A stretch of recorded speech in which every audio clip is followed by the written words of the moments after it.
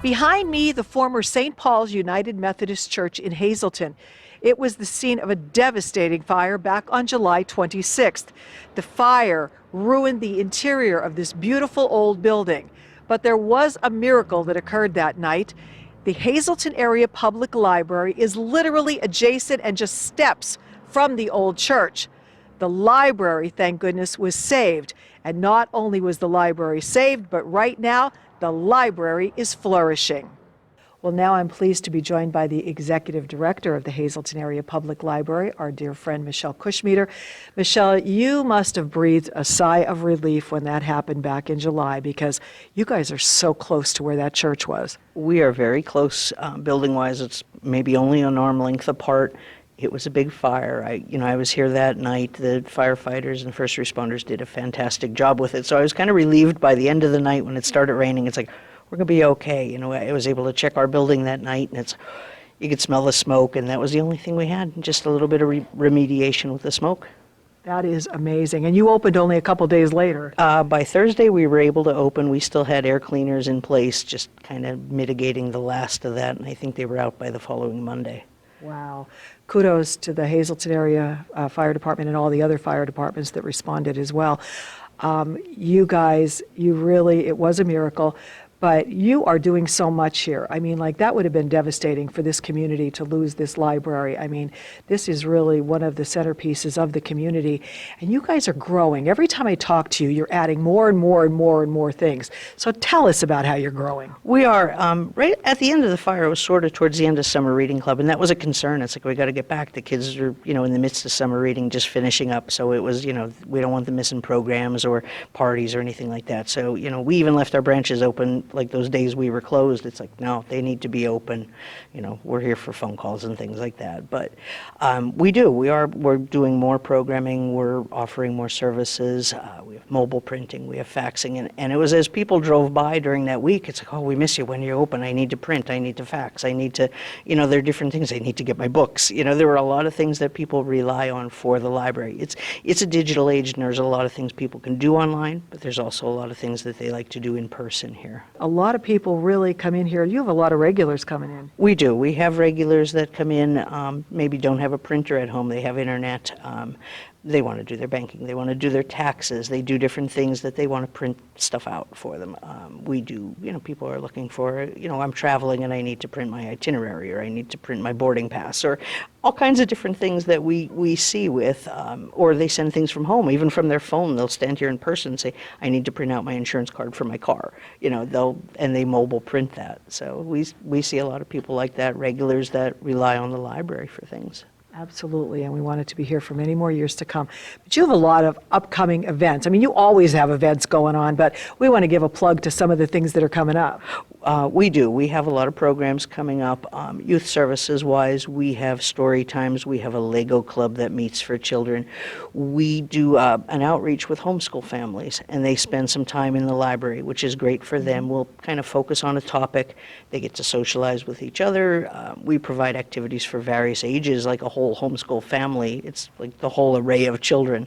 So we do like a homeschool hour. We do a teen time for kids, and I think they're doing some like robotics and things like that. We do some STEM programming. We have programs at our branches as well. So you could reach out to the branch libraries. I know they'll be looking at like Halloween programming and story times. And then we also do some programs for adults. And there's some we do on a regular basis, and Christian will tell you about some of those. And we have a book club, we have a craft night, we have, the programs that, of interest, that we may bring a speaker in once a month for different topics. We may bring in a local author to do a book signing. And then we have a big event coming up, I guess, next week. Wow, yes, so we're here to talk about it, the book sale. Wow, the library's having a book sale. You usually take books in, you're having a book sale. We do. We take a lot of donations in, but we also, we have a big collection too. There's things that maybe are donated that we can't use. There's things that you just have to make room for in your collection and make room for new things. There's authors that have books out every couple of weeks, so it's like, you got to make room for the new stuff. You can't keep everything. So we do. We have a book sale, and this is our second annual one, I guess. We've had them in the past, but this is more an annual thing. We have it in our community room. It's Saturday, October 11th from 10 a.m. to 2 p.m. and it's hardcovers, it's paperbacks, it's kids things, it's puzzles, it's DVDs, all in good condition and just ready to have a new home. And for next to nothing. It's very reasonable. You make an offer, we probably wouldn't refuse it either. So it's a service to us. The money goes back into our book collection that, we purchase new materials with it.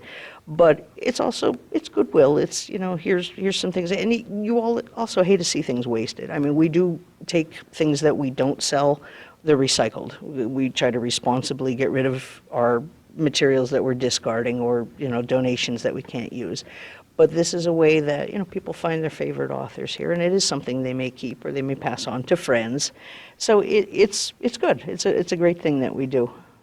Well, I'm now joined by our friend Christian Nonnemacher. Christian is the head of reference and branch liaison for the Hazleton Area Public Library.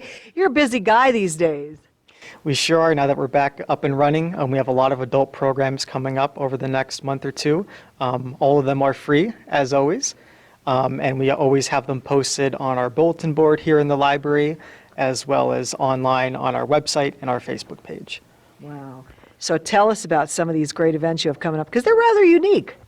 So in October, we are having a follow-up session with a licensed meditation guide. Her name is Sheila DiGnazio. She's actually a longtime patron of ours, and she recently got her license and has been doing an ongoing meditation series dating back to this past May. She actually did an award-winning walking meditation at Rails to Trails this past summer. So this one is going to be more of a traditional seated meditation. We're going to practice mindfulness exercises, box breathing, things like that to relieve anxiety. And that's going to be Wednesday, October 15th in our community room at 6 p.m. So what else is coming up besides this? So that same week on Saturday the 18th, we're going to have a licensed therapist named Karen Holcomb. She's another longtime presenter of ours. She's done several mental health talks on different subjects. And this one is about getting unstuck. So it's about, overcoming difficulties in life, obstacles, whether it's physical health, mental health. She always makes her programs very interactive. It's not group therapy, but it is confidential. Confidentiality is respected, and she always makes it very comfortable for everyone to kind of open up and take something home with them. And again, it's free. Absolutely free. And we also have bingo nights and board game nights that we do once a month for October. Game night is going to be on the 21st at 6 p.m. That's a Tuesday. And bingo will be on the 28th at 6 p.m. It's a Halloween-themed bingo, so patrons are encouraged to dress in costume as long as they're appropriate. So all of these programs you're able to register online. If you don't have Facebook or if you don't want to register online, they can always call the reference desk. I'm extension number 2, or they can visit in person and sign up. All right. Well, it sounds great. We're glad to know that the library is doing bigger and better than ever. Keep up the good work. Come on down for all these great events. Don't miss the book sale. That's really important as well. A major fundraiser for the library, too. So we'll be back when you have some more fun events coming up. Sounds good. We're happy to be here, and thanks for having us.